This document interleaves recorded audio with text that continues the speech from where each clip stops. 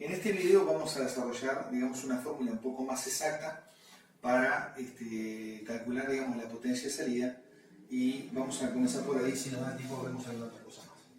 Acá, este punto lo hemos llamado M, directamente vamos a dibujar un poquito de corazón más atrás, porque viene siendo el punto medio de unión de los dos transistores.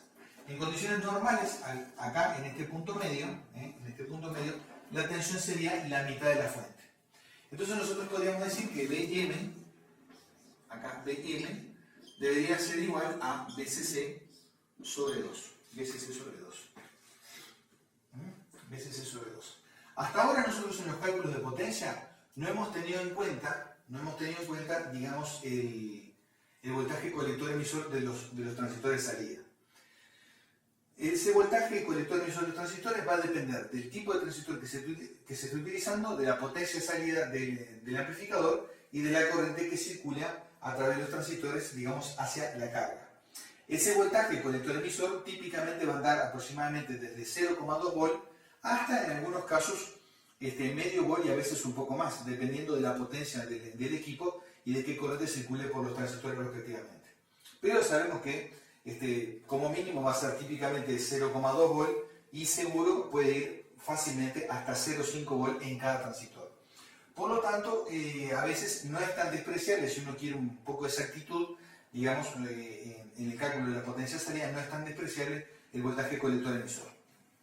Acá nosotros podríamos decir que el voltaje máximo, digamos, de pico en la carga, esto va a ser igual al voltaje medio, Bm, menos el voltaje colector-emisor de saturación de cada transistor. Por ejemplo, el voltaje de pico en el transistor 1 sería igual a Bm menos el voltaje colector-emisor de saturación 1, vamos a poner, sería el valor. Si nosotros sustituimos ahora Bm por BCC sobre 2, nos queda que el voltaje Bm sería igual a BCC sobre 2 menos el voltaje colector-emisor de saturación 1. Acá estamos considerando cuando el transistor, por ejemplo, T1 es el que se satura. Para que el transistor T1 llegue a la saturación, el transistor T3 tiene que cortarse prácticamente. Entonces, al cortarse el transistor T3, toda la corriente que viene por acá se va hacia la base del transistor T1 y esto es lo que lo lleva a la saturación. Cuando el transistor T3 se corta, no hay posibilidad de que circule corriente por el transistor T2, o sea, podríamos decir que por lo tanto, con T3 cortado, T1 está encendido y T2 también está cortado. Cuando viene la alternación positiva del ciclo de la señal, aquí T3 se enciende. Al encenderse este transistor, esto avanza hacia la saturación, el transistor T1 se corta y T2 es el que se enciende o satura. Acá tenemos una ecuación similar, digamos, para el transistor T2. Para el transistor T2 vamos a poner así BM2, BM1 acá, BM1 sería igual a BCC sobre 2 menos el voltaje colector-emisor 1. El voltaje BM2 sería igual a BCC menos sobre 2 menos el voltaje colector-emisor de saturación 2. ¿Por qué? Porque funcionan iguales y están en las mismas condiciones de funcionamiento uno con respecto al otro. Entonces, ahora, si yo sumo, digamos, estas dos ecuaciones, si yo sumo esto acá, aquí me quedaría que 2Bm, en términos generales, esto va a ser igual a BCC menos el voltaje colector-emisor de saturación 1 menos el voltaje colector-emisor de saturación 2. A ver si se entiende un poco esta ecuación. Al sumar yo tengo Bm1 más Bm2, como son iguales, lo pongo como 2Bm directamente, porque son iguales. BCC sobre 2 más BCC sobre 2 es igual a BCC. Y estos términos siguen con signo negativo. Por lo tanto, el voltaje máximo o de pico en la carga, este 2 que está multiplicando, ahora pasa dividiendo, y esto va a ser igual a BCC menos el voltaje colector-emisor de saturación. El voltaje colector-emisor de saturación 1 menos el voltaje colector-emisor de saturación 2. Todo esto dividido 2.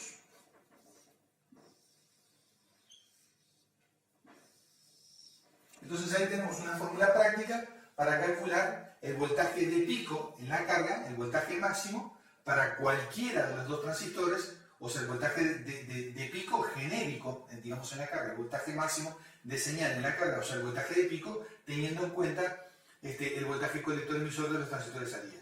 Esta fórmula la vamos a escribir acá, para dejarla porque ahora la vamos a utilizar para poder borrar el pizarrón. Entonces nos queda que Vn, el voltaje de pico realmente, en el circuito de salida, esto va a ser igual a VCC menos el voltaje colector emisor de saturación 1 menos el voltaje colector emisor de saturación 2, todo esto sobre 2. Así que esta fórmula es la que nos da cuánto será el voltaje de pico en el circuito de salida. No dije en el parlante, cuidado con eso. Esto sería la medida del voltaje de pico en el circuito de salida, el voltaje total. No dije en la carga RL porque ahora entran en juego las resistencias R1 y R2. Entonces, esto nos da el voltaje de pico en la carga teniendo en cuenta el voltaje colector emisor de saturación de cada uno de los transistores. Que después se verá si es despreciable o no. Ahora bien,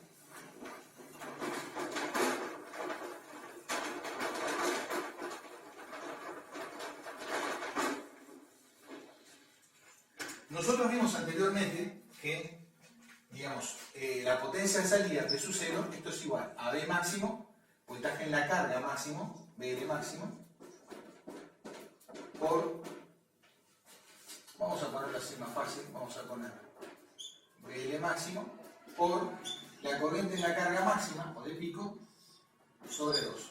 Esa es la fórmula genérica, una de las tantas que vimos, que representa la potencia de salida en función del voltaje de pico y de la corriente de pico.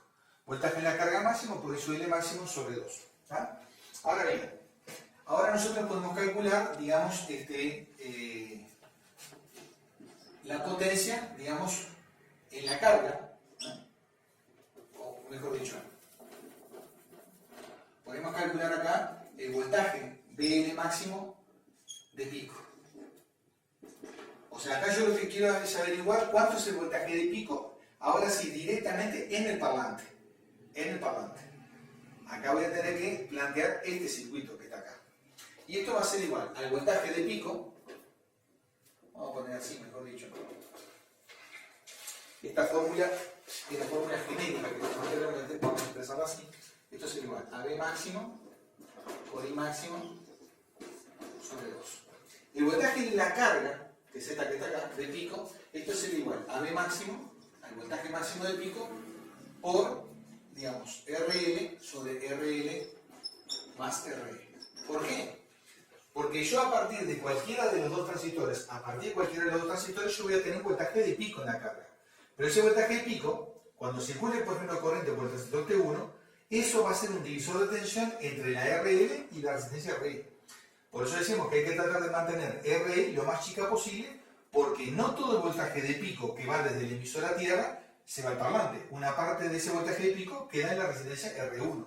Por lo tanto, la resistencia RL no puede ser muy alta. Lo mismo pasa con el transistor de abajo.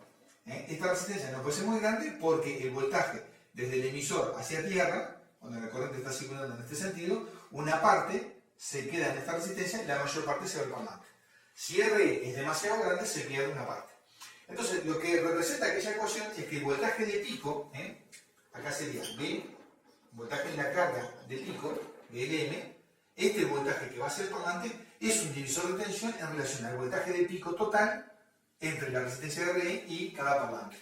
O sea que el voltaje de pico en la carga es igual al voltaje máximo por RL sobre RL más RL.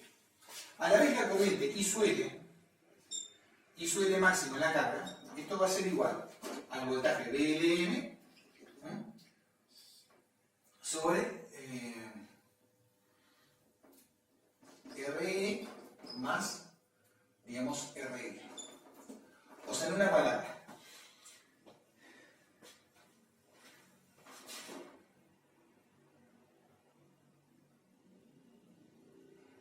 el voltaje,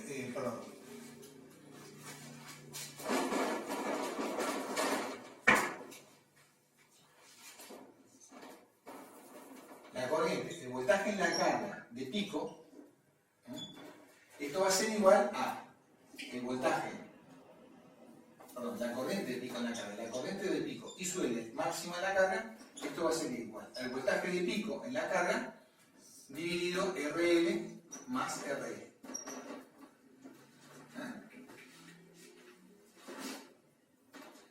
Va a ser igual al voltaje máximo sobre RL más RL.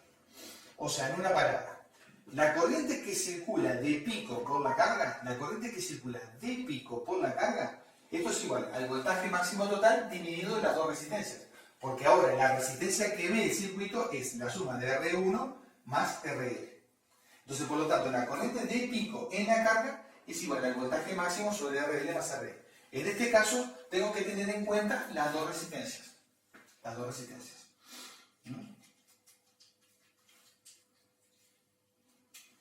Y ahora voy a aplicar esa fórmula que está ahí. Entonces me queda que la potencia de salida P sub 0, esto va a ser igual a B máximo. O sea, la fórmula que voy a aplicar para la potencia de salida, vamos a especificar un poco. La fórmula que yo voy a especificar para la potencia de salida, vamos a poner P sub 0 en la carga mismo, esto va a ser igual a BLM por ILM sobre 2.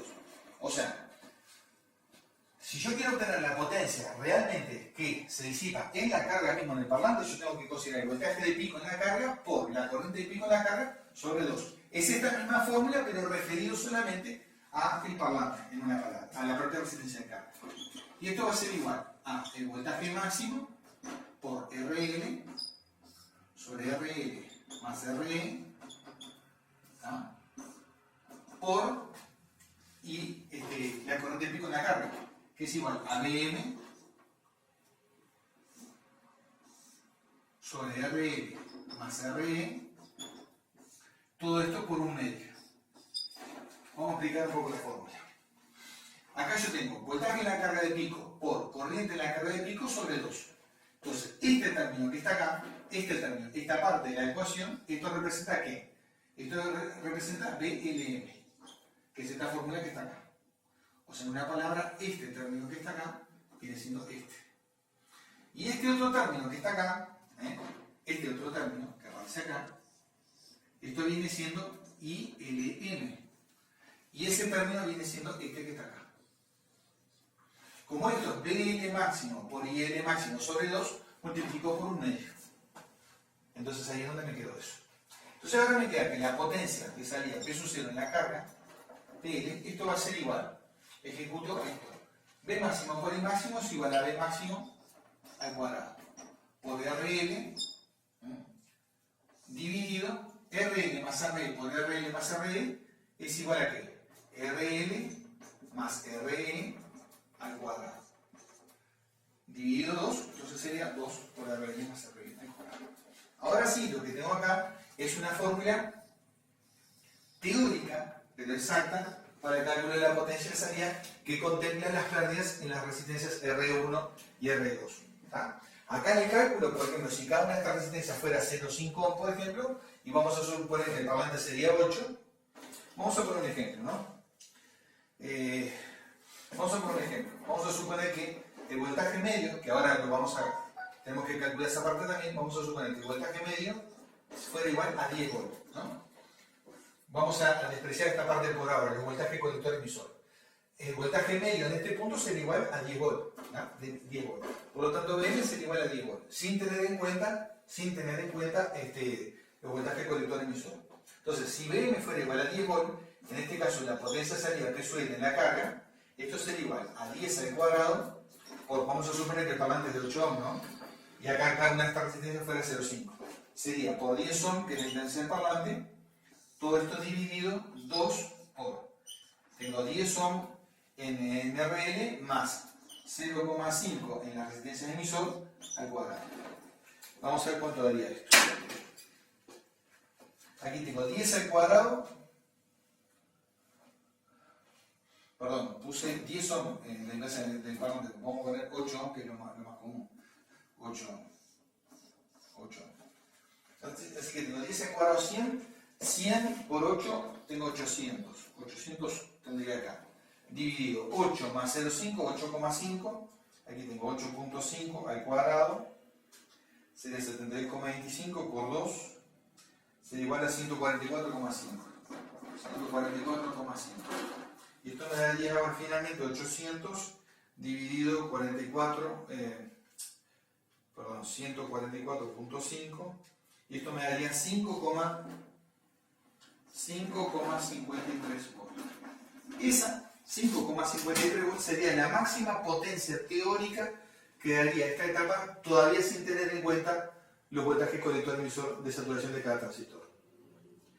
Entonces acá hemos llegado a una primera parte en relación a esto. Pero no está terminado todavía. Esta fórmula no está del todo refinada. Ahora vamos a incluir el voltaje colector emisor de saturación. Entonces vamos a borrar esta primera parte y vamos a hacer lo siguiente.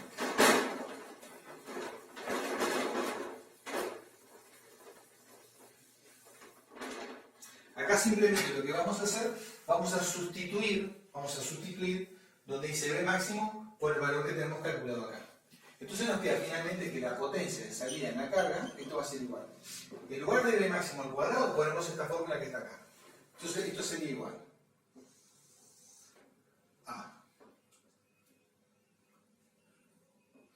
Esto sería igual a BCC menos voltaje del colector emisor de saturación 1 menos voltaje del colector emisor de saturación 2,